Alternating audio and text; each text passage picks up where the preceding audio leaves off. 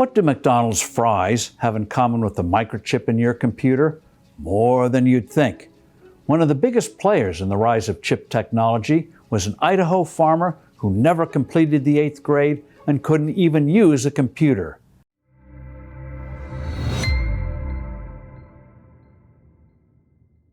John Richard Simplot was born in 1909 in Dubuque, Iowa. His parents, poor potato farmers, moved to Idaho. Yearning for a way out, he started collecting extra sheep from local farms, runts no one wanted. JR figured out how to fatten up the animals and sell them for a profit. Then came another opportunity. Plunging pork prices were forcing farmers to slaughter pigs they couldn't sell.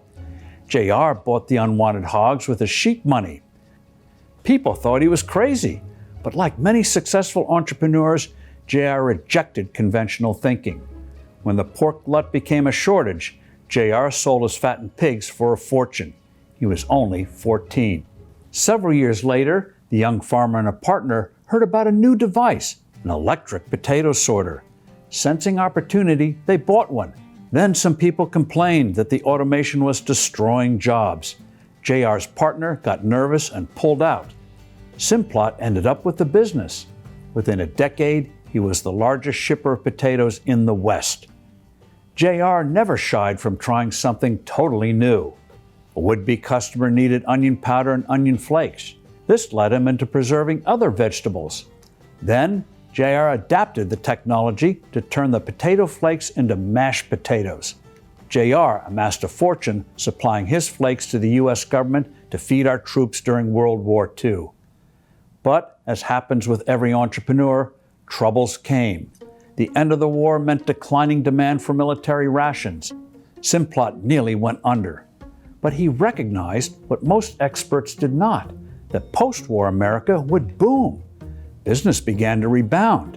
In the 1950s and 60s, freezers were coming into wide use, and housewives were looking for convenient ways to prepare food. Simplot's company had come up with an innovation that people couldn't get enough of, then or since: frozen French fries. JR had tried to sell his frozen fries to a new fast food chain called McDonald's. Owner Ray Kroc grasped the potential. Simplot would supply McDonald's with frozen French fries. The one-time farmer became a billionaire.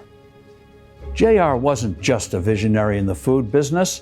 In 1980, on the advice of his son, he invested in a new company that produced computer chips, Micron Technology. By the early 1990s, it accounted for half of his immense fortune. There's a lesson here. Innovation cannot be planned or predicted. Who could have imagined that a potato farmer would spur the advancement of computer memory? I'm Steve Forbes.